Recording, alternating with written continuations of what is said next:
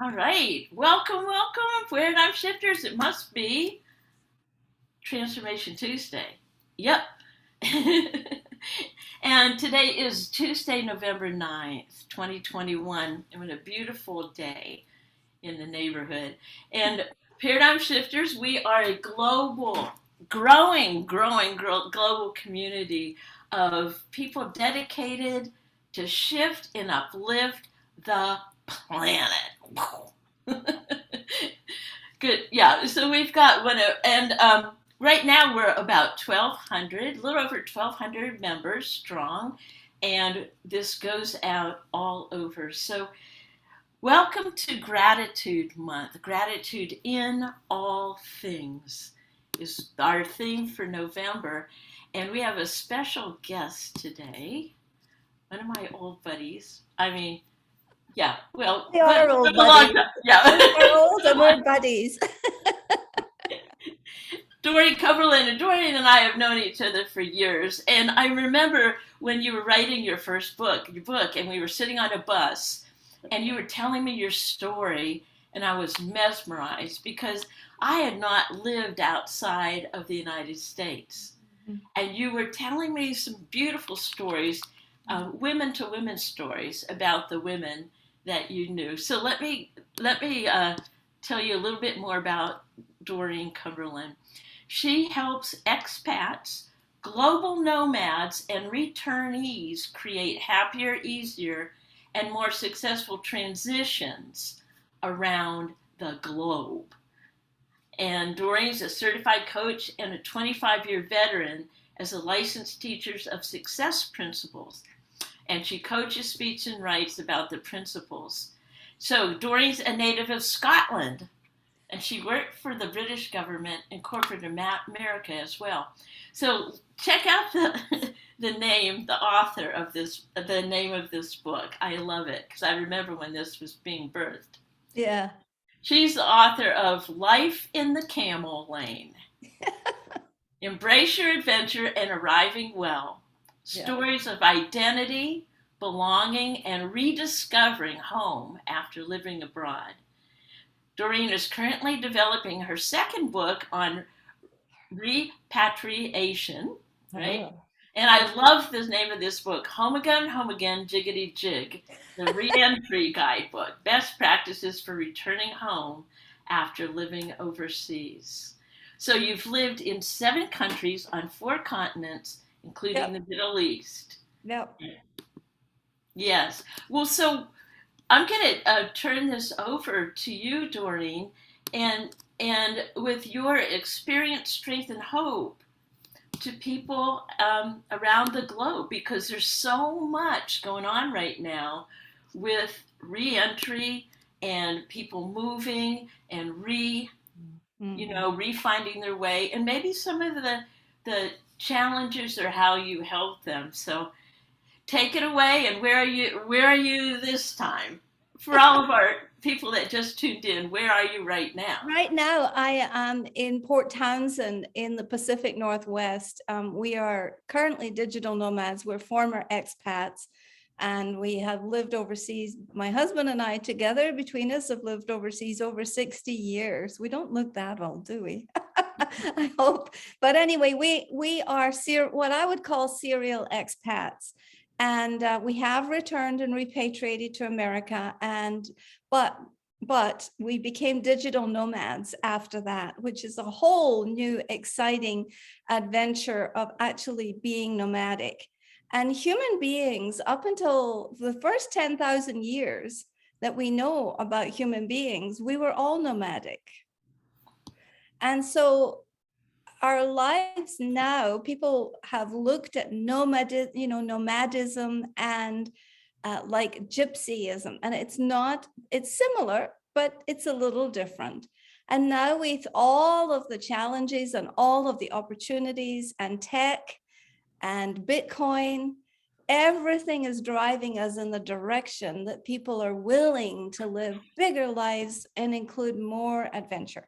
And so I sit at the nexus of talking about personal development and using travel as a tool. Oh, tell us more. Tell me more. Tell me more. I thought we were going to have a conversation, so just butt in anytime and ask.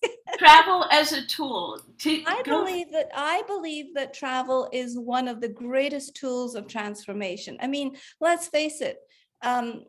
Jesus used travel back in the Bible in biblical days. Prior to that, in the Old Testament, people used travel. So we have always used travel to learn, to stimulate ourselves, to grow, to expand, and to include other perspectives. Because travel actually changes your DNA and your brain waves and who you become in the process. So if you are, probably everybody here has done some traveling, and if you cast your mind back, I would love to know, at the end of this, how travel has changed you. But I find that using it as a tool for transformation is much more meaningful than just going willy-nilly somewhere to be a tourist. Because we are not here on the planet just to be a tourist. We are here on the planet with a purpose. And so having and using travel as a purpose, and particularly in the global context nowadays, is really key. Well, as you've traveled in the last couple years, what have you found um, about maybe some of the fears of the world where people are transitioning over those fears or not? What have you Great found? question. Yeah. Well, in 2016, I'll tell you a little bit about our mini journey. This is the mini story. Since 2016, my husband and I were living in Denver, and we had been back in the United States for just 4 or 5 years. And my husband was still traveling. He was spending time in Bangalore, Korea, and Saudi Arabia. And he was still doing a lot of traveling. When he retired in 2014, we were not done with traveling, and we had a lovely little dog. And so we got pet and house sitters in to take care of our dog. And so these people came and they lived in our house. They drove our car. They basically moved into our lifestyle and took over our lifestyle. Because when you actually are living in someone's energy, you are actually, it's like driving a car, someone else's car. You know what that's like. It's like living someone else's life. And we started in 2016, and we just did a few house sits. I looked at my husband, I said, John, if they can do this, can we do this? It was a visioning process, Judy. And so we built a vision. We said, yes, why not? So since 2016, we have been in 10 countries. We've taken care of about 50 assignments. We've been in our own home, which is in Colorado, in Denver, an average of maybe 3 months a year, maybe 2. And we've been full-time doing this since 2019 because we got stuck on the other side of the border in Mexico during COVID. Oh, wow. So we came back, and we've driven from this since May the 1st. We have driven from Mexico through Texas, waved at you, Judy. And we have driven to Denver, taking care of a little business. And then we've gone all the way out to the West Coast for a 6-week assignment. And then we came up here to the Pacific Northwest, and we've been here since August. And we will return to Mexico for 4 months in December. So that gives you an idea of the nomadic part of it. And it gives you an idea of the kind of exposure we've had. Now, we've only had exposure to 10 countries, so I cannot speak for the globe, Judy. But what I find is just everything I found overseas is we have more in common and more similarities than you can ever imagine. And when we harness those similarities and we celebrate the differences, we can grow a message of inclusivity that expands all of us and helps us all, like a rising tide raises all boats. It's the same idea. And so we are so similar, and we all want a planet that survives and heals and grows. We all want in every single language to live peacefully, and for our next generation, our children and our grandchildren and our great grandchildren, to inherit the bounty and the gratitude and the good that we currently have in this world. Oh, that what a beautiful, beautiful, beautiful, beautiful. You said something about when you're living in someone's space in their home, that the energy that you're in that energy. So, how has that affected you your energy as you go from one part of the world to another? Because Well, it sounds really fascinating. It sounds like, it, and you would have to be. I would think that on one hand, it's like, wow, what a vision. On another hand, there's a little bit of limiting belief and fears. Can you tell me about that? yeah, sure. First of all, we are very discerning about whose energy we put ourselves in. And we're very, very picky about the property and the home. And that's not just because I have a little element of princess in me, which I have to own. After living in the Middle East for 15 years, as a corporate wife, I would not be being honest if I didn't say I had a small chime of princess in me. So we always look for lovely places. And we like to cook. So we're kind of picky about kitchens. And we always interview our hosts, and we ask to see the kitchen and where we will be sleeping, and we talk to the animals, we meet the animals.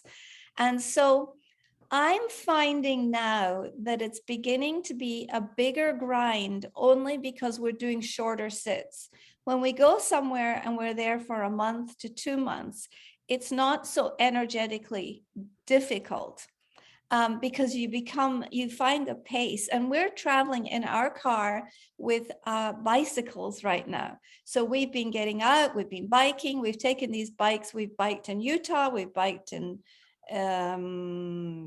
Colorado, we've biked in Washington, we've biked in California. So we have, we balance the energetics with that. Right now, up here in the Pacific Northwest, it is cold and blustery and windy, and just like my hometown in Scotland. And I am so uncomfortable. I know that energetically, I could never spend the year here. So what travel does is this is just information. It's no more than information, and it's information on how we want to design our lives. And we are actively designing our lifestyle with every single assignment. Wow. Yeah, that could even be an assignment to go a different route to work, starting with those baby steps. Yeah.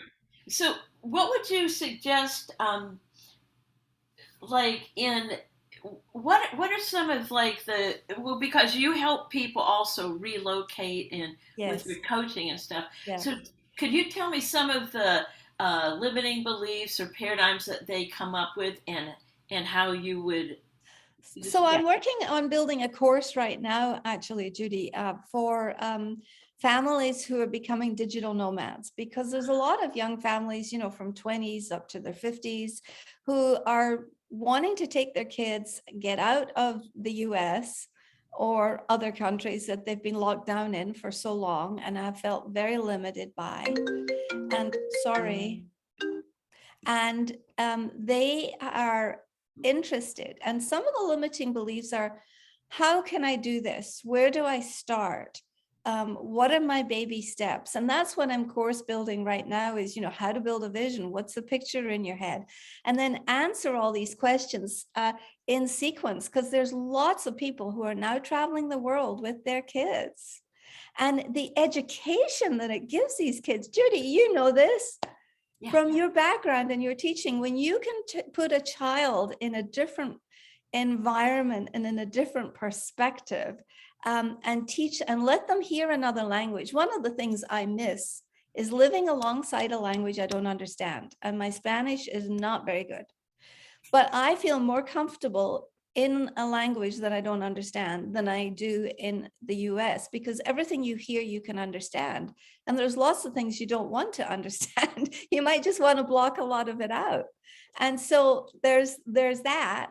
I think that people also have a lot of fear, like, what if this happens? What if that happens? And so I am creating this course to help them plan their financial well-being and their mental and physical well-being, and their all of the parts that we teach people, you and I, Judy, in the course of building a vision.